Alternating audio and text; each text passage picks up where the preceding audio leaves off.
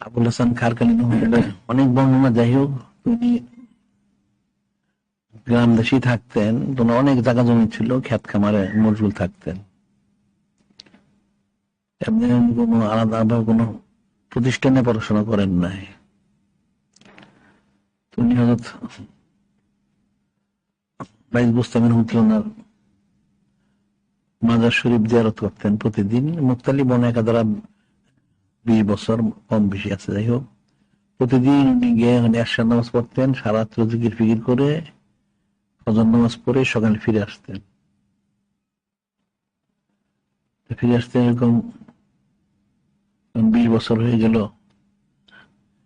একদিন আসতেন উনি সব সামনে মুখ রেখে পিছন দিয়ে পিছনে আসতেন। যত দূর মাজার শরীফ দেখা যেত উনি পিঠ দিতেন না, দেখে দেখে পিছন দিকে আসতেন। যখন দেখা যেত না তখন উনি স্বাভাবিক চলতেন। একদিন আসতেছিলেন, হঠাৎ দেখলেন সামনে বিকট একটা আওয়াজ হইল। কি ব্যাপার, কিসের আওয়াজ হইল? তাকে দেখেন যে ওনার মাজার শরীফটা ফাঁক হয়ে গেছে, একজন লোক দাঁড়ায় গেছে এর মধ্যে। কি ব্যাপার? ওই লোকটা ডাকলেন, এদিকে আসে। তিনি গেলেন কাছে। আপনি কে? নাম কি? আবুল হাসান।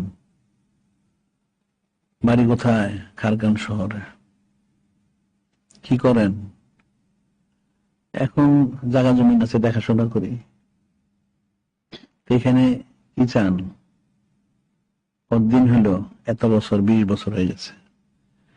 কখন আসেন কখন যান? তিনি সে আসর নামাজ পড়ে ফজর নামাজ পড়ে যাই। এখানে কেন আসেন? কি চান এখানে? আমি দোয়া করি যে আল্লাহ পাক হযরত সুলতান আরিফিন উনি আছেন, ওনার ছেলে আমাকে কিছু আপনার নিয়ামত দান করেন। আচ্ছা, ঠিক আছে। কাছে ডেকে উনি দিকে আসেন। কাছে এনে ওনার পিঠের মধ্যে আস্তে হাত দিয়ে আঘাত করে বললেন, ঠিক আছে, আমি হইলাম সুলতান আরিফিন বাইজ বোস্তামি রহমতুল্লাহ আলাইহি। ঠিক আছে, আজকে থেকে আপনি সুলতান আরিফিন তো বানাই দেওয়া হইলো। সুবহানাল্লাহ।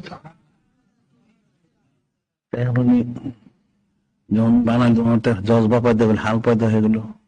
যাই হোক, হাল নিয়ে বাড়িতে আসলেন, থাকলেন আলাদা একটা অন্য জজবা। কয়েকদিন গেলে অনেক লোক আসলো ওর কাছে বায়াত হওয়ার জন্য। তিনি বায়াত করানো শুরু করলেন যখন, তখন কিছু এলাকার আশেপাশে অনেক মাদ্রাসাও ছিল। ওখানকার আলেম ওলামারা বললো, যে কি ব্যাপার, বায়াত করতেছেন, ব্যাপারটা কি? উনি বায়াতের অনুমতি পেলেন কোথায়, আর ইলিম কালাম শিখলেন কোথায়, এটা তো দেখতে হবে। ঠিক আছে। একদিন 100 আলেম তারা আসতেছিল ওনাকে প্রশ্ন করার জন্য। তোমার বাড়ির সামনে অনেক বড় জায়গা আছে, যেখানে খানকা শরীফ একটা বাগানের মতো ছিল। একটা মালি কাজ করতেছিল সেখানে। আলেমরা আসতেছিল, উনি মালিটা একটু দৃষ্টি দিলেন, মালিটা মজ্জু হয়ে গেল, মালিটা লাফাইতে থাকলো। মজ্জু হয়ে বললো, হুজুর এই যে দেখেন 100 আলেম আসতেছে আপনাকে প্রশ্ন করার জন্য। তারা প্রশ্ন, আপনি কি জব দেন? আমি জব দিয়ে দেই। তো প্রত্যেক আলেম আসলো, ওই আলেমের প্রশ্ন এবং জব ওই মালি দিয়ে দিল। সুবহানাল্লাহ। যখন জব দিয়ে দিল তখন আলেম লাজব হয়ে গেল। তোমার মালির যদি অবস্থা, তাহলে ওনার কি অবস্থা? তারাও তো ইস্তেগফার করলো। সুবহানাল্লাহ।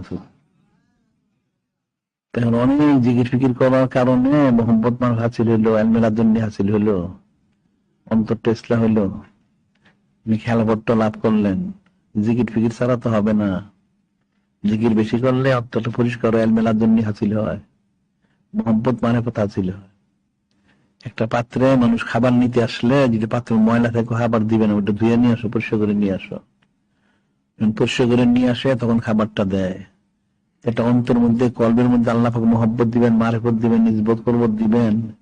এটা গালিক যুক্ত অন্তর তো দিবেন না। অন্তর যদি পরিষ্কার হয় তখন দিবেন।